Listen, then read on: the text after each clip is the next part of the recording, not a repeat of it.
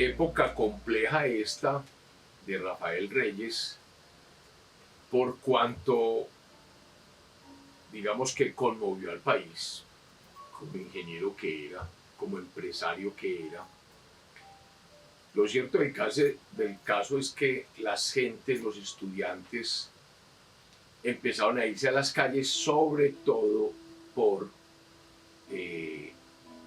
la idea de llevar al Congreso la aprobación del tratado entre Estados Unidos y Colombia para finiquitar lo de la toma de Panamá. Pero era algo muy sensible a la opinión pública y eso generó mucha inestabilidad política.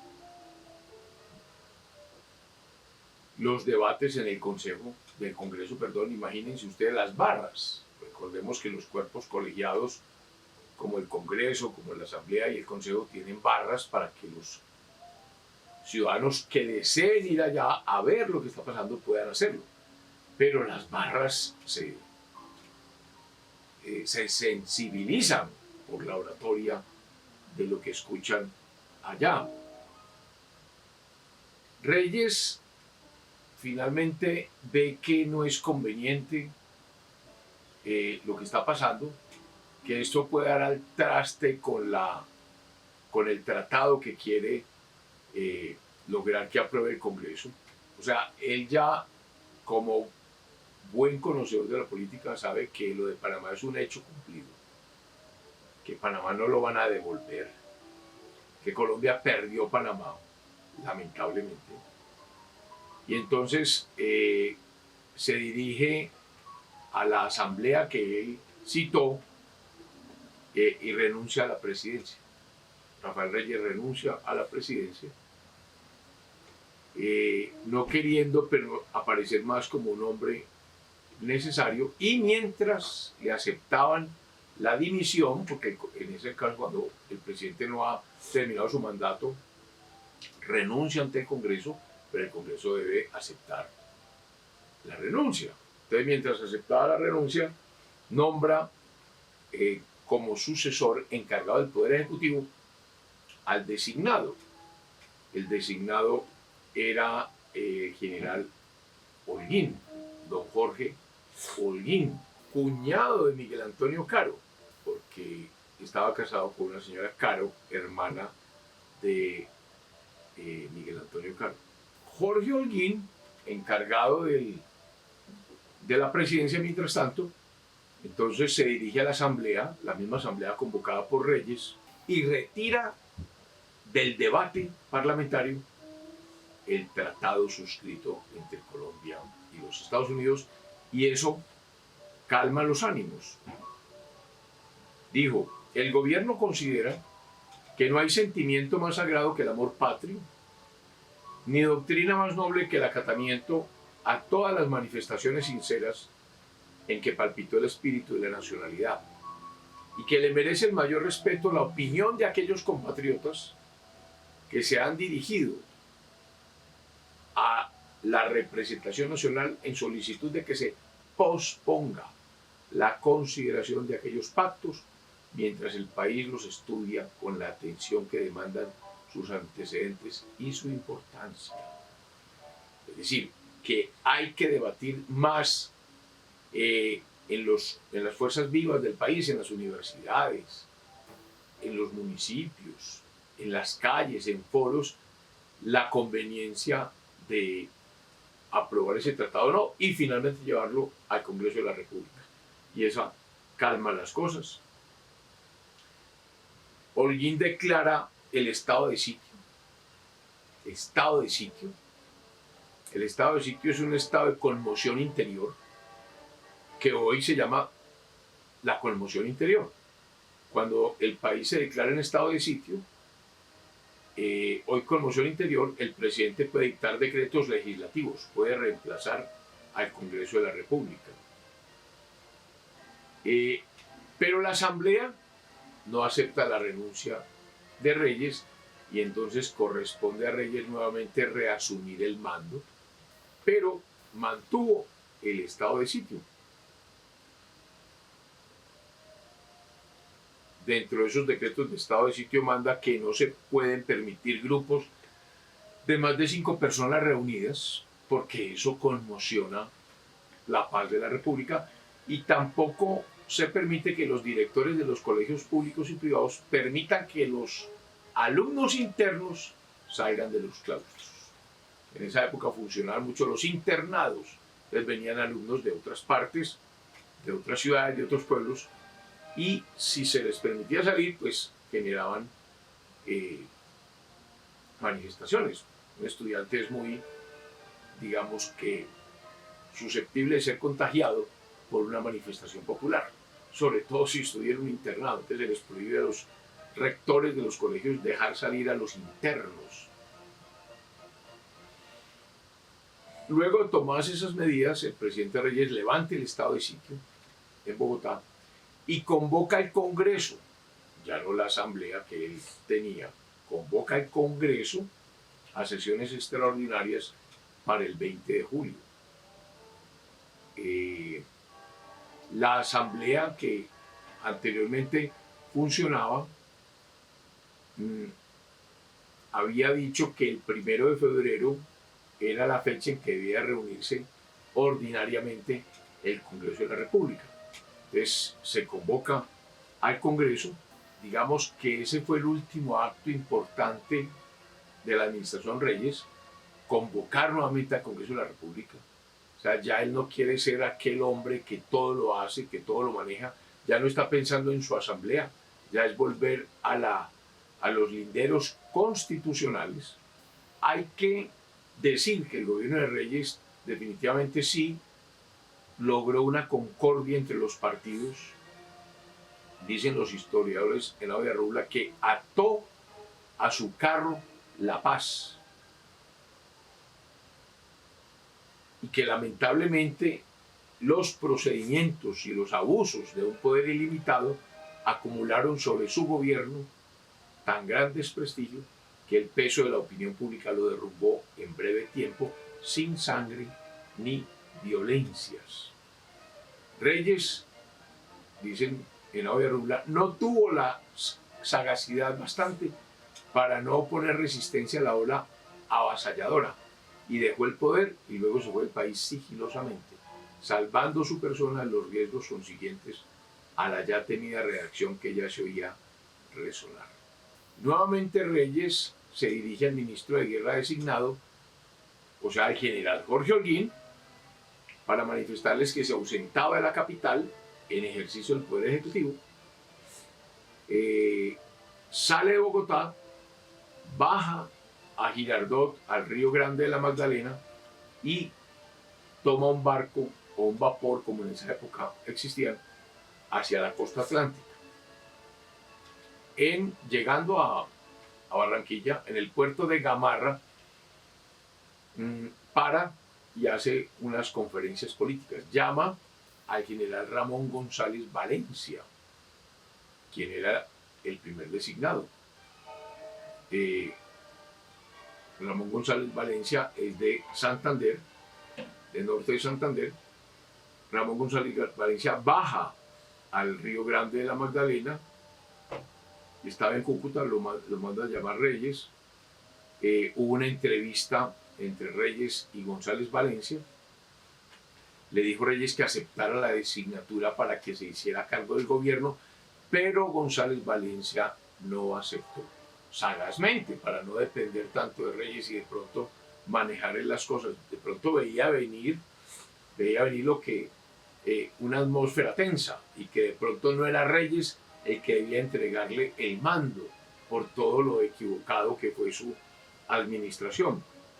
Entonces, al no aceptar, González Valencia le toca a Reyes entregar una carta nuevamente designando a don Jorge Holguín para que asuma el poder y se encargue temporalmente de él. Todo esto ocurrió en Gamarra.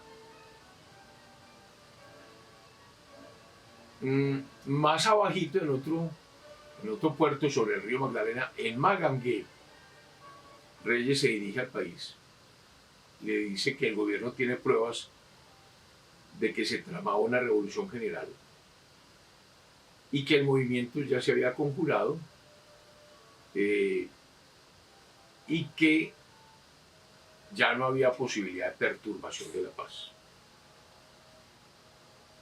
Que como todo estaba tranquilo y con el fin de que el Congreso se instalara adecuadamente y deliberara con libertad, contó la conferencia de Gamarra con González Valencia, con Jorge Holguín, y expresó en Magangué su propósito firme, y así lo hizo público, de no reasumir el mando, salvo que lo exigiera la conservación del orden público. Lo que se sabe es que desde que Reyes salió de Bogotá, tenía el propósito firme de ausentarse definitivamente del país, como se comprobó al embarcarse definitivamente para el exterior en Santa Marta. Corresponde a Reyes entonces, finaliza el periodo de Reyes y viene el periodo de don Jorge Holguín. Jorge Holguín se dirige el 22 de junio de 1909 en una alocución en que decía que Reyes, después de atender los clamores de la opinión pública, pedía que se devolviese la libertad de prensa, que se eligiese el Congreso, que se había desprendido del poder público, que se había ausentado y en consecuencia que él juraba concluir el mandato y cumplir la Constitución y las leyes. El designado Jorge Holguín declara la República en estado de sitio el 4 de julio de 1909, ordena elevar el pie de fuerza, suspende toda publicación, prohíbe las juntas de gobierno de cualquier clase, vuelve a hablar que hace esas manifestaciones porque tiene noticias de un movimiento revolucionario en Barranquilla, que el gobernador estaba preso, que el personal de aduanas estaba preso, que los rebeldes se habían apoderado de los fondos que reposaban en las aduanas, y finalmente restablece el orden público el 19 de julio e instala el deseado Congreso que se debió haber reunido. Entonces, ¿qué pasa en este Congreso?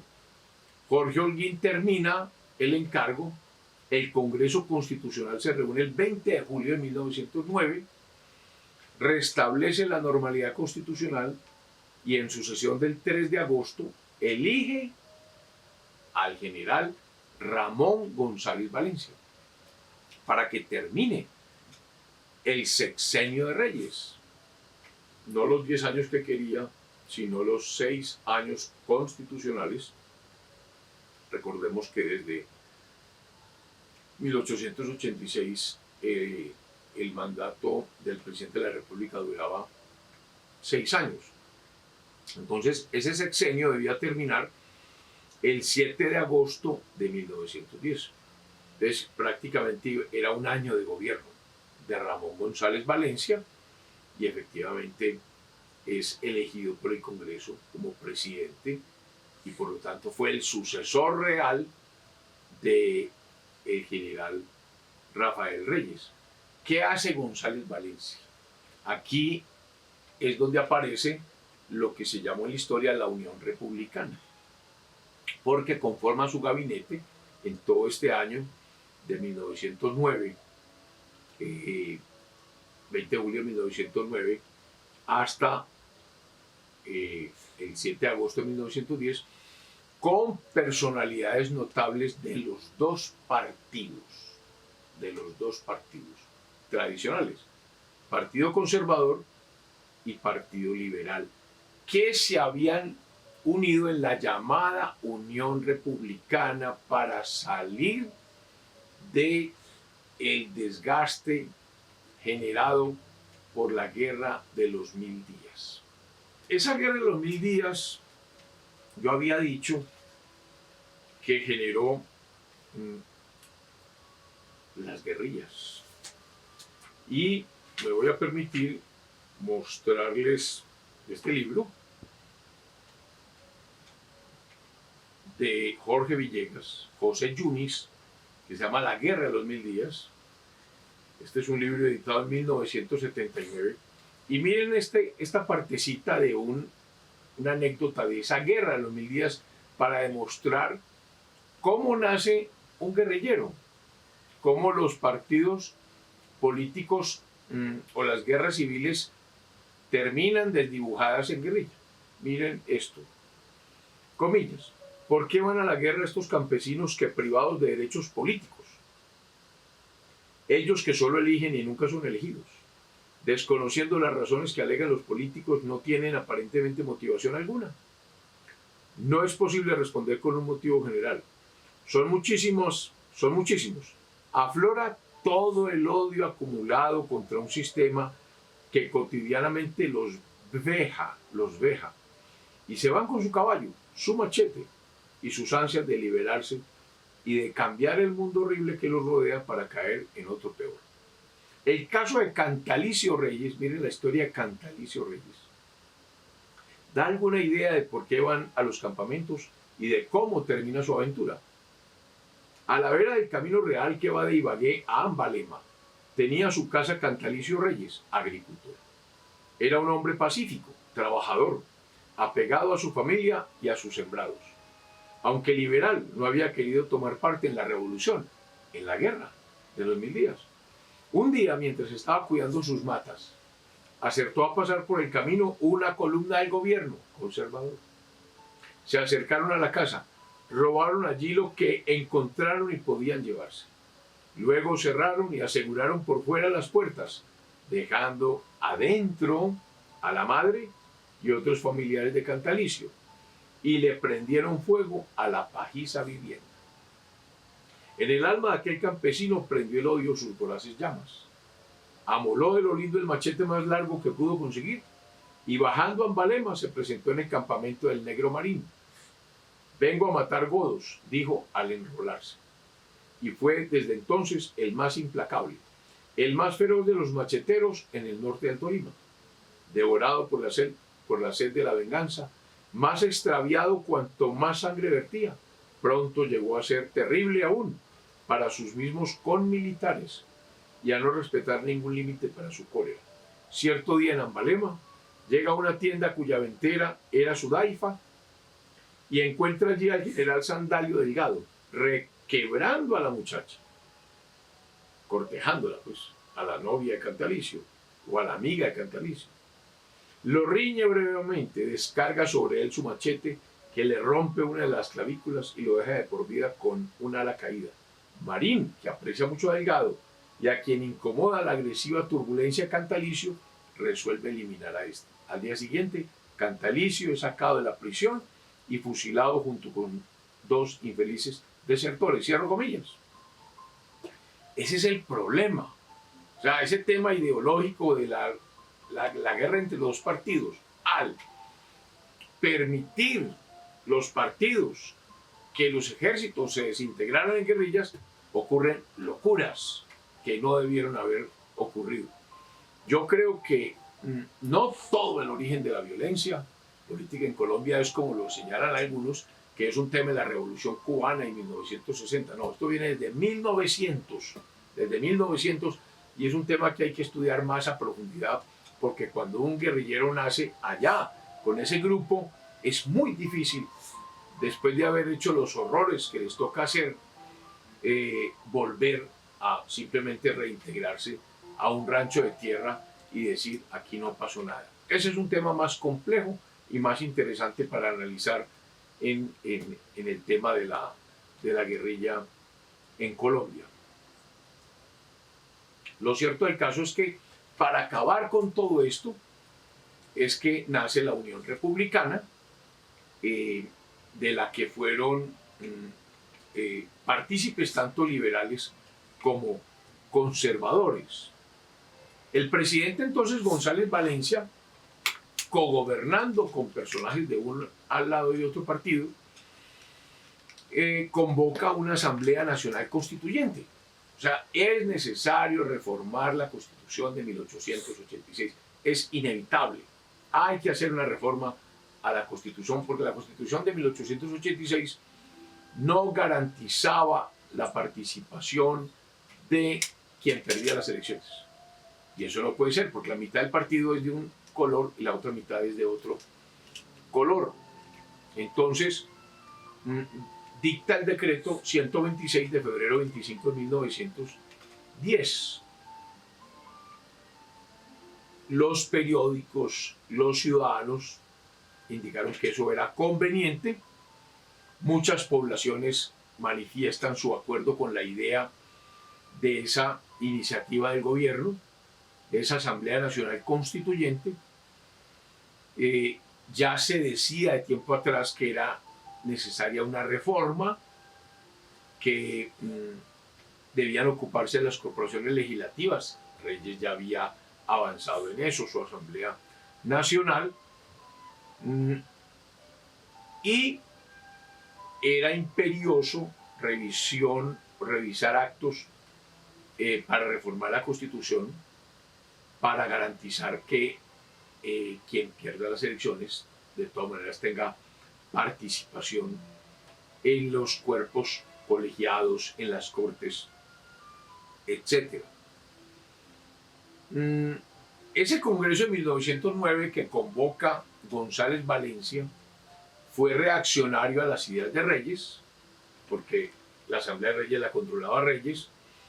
Por lo tanto, ese Congreso abrogó la mayor parte de las normas del régimen del quinquenio de Reyes, los 5 años que duró el gobierno de Reyes. Restableció la división territorial. Habíamos explicado que Reyes había creado como 36 departamentos parecidos a los que teníamos.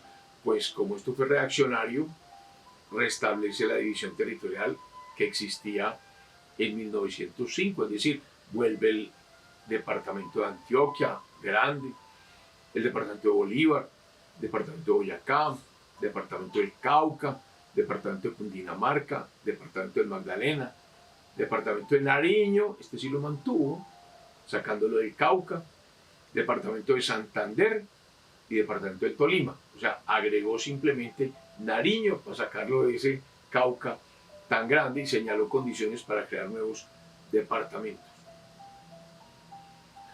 Se convoca por el gobierno al Congreso a sesiones extraordinarias para 1910 para elegir presidente de la República para el próximo periodo, que era un periodo ya largo, porque terminaba el sexenio de Reyes con este año de Ramón González Valencia, o sea que iba a haber gobierno para 4 años hasta 1914, del 10 al 14, para además proyectar unas reformas constitucionales y expedir el presupuesto de rentas y gastos para 1911, y se decide la convocatoria de una Asamblea Nacional Constituyente que debía reunirse en Bogotá el 15 de mayo de 1910.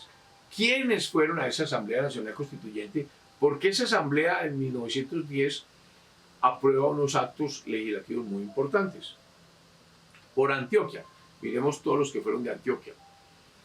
Por Antioquia fueron Ramón Arango, Jesús del Corral y Nicolás Esguerra. De Barranquilla fueron Abel Carbonell, Clemente Salazar, Julio Bengoechea.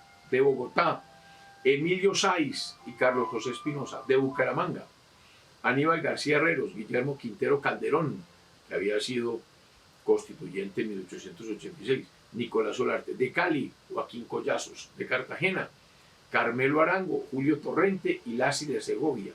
De Cúcuta, Emilio Ferrero, Hermes García y Augusto Samper. De Facatativá, Juan C. Arbeláez, José Gregorio Hernández y Gabriel Rosas. De Manizales, Juan Pinzón y Aquilino Villegas. De Medellín, Román Gómez y Pedronel Ospina. Atención, que es que aparece en la escena don Román Gómez, el famoso hombre de Marinilla, que tuvo tanto enfrentamiento con Laureano Gómez.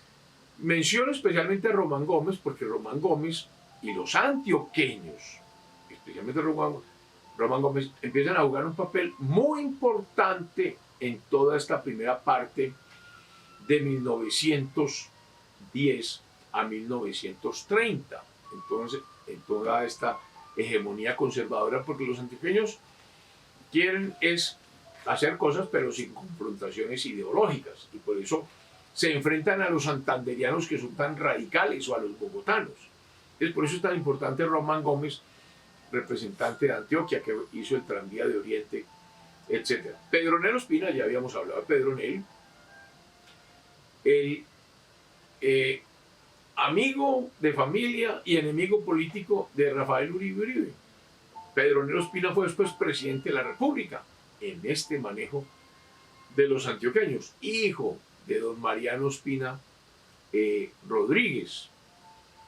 De Neiva, Julio Escobar, Hernando Holguín, Ícaro y Augusto Martínez. De Pasto, José Llorente, Gonzalo Pérez, Benjamín Guerrero. De Popayán, Eudoxio Costaín.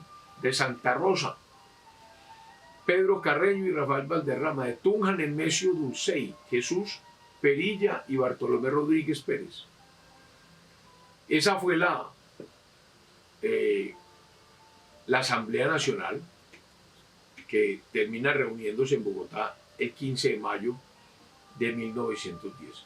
Fruto de esa asamblea, pues hay importantes reformas a la Carta Política de 1886, entre ellas el acto legislativo número 3 de 1910, la elección de presidente para el cuatrienio, abolición de la pena de muerte en todos los casos. Fíjense que la última pena de muerte fue la de los que intentaron asesinar al presidente Rafael Reyes. Abolición de la pena de muerte en todos los casos. Prohibición absoluta de toda nueva emisión de papel moneda de curso forzoso. Reunión anual del Congreso.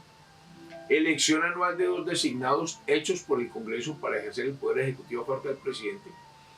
Elección popular del presidente de la República para un periodo de 4 años, ya no de 6, 4 años.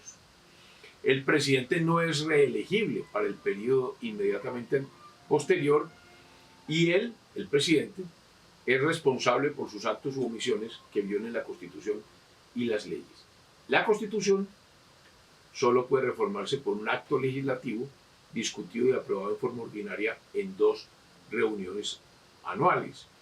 La Asamblea expidió leyes sobre estos asuntos, restableció el Departamento del Atlántico por el auge de Barranquilla como enlace entre el mar y el interior del país, creó el Departamento del Norte de Santander. Hasta ahora Santander era un gran estado, y ya crea el Departamento del Norte de Santander y dice la capital es Cúcuta. Este departamento reemplaza la antigua provincia de Pamplona, cuya capital era Pamplona. Ya Pamplona pasa a otro rango, ya es Cúcuta. Y vamos a dejar acá porque, como estamos en 1910, recordemos que la Declaración de Independencia fue en 1810. Entonces se celebraba el primer centenario de la independencia, y hay varios sucesos que ayudan a aclimatar la paz.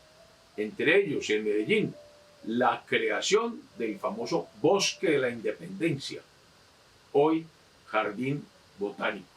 Bueno, dejamos aquí. Feliz semana.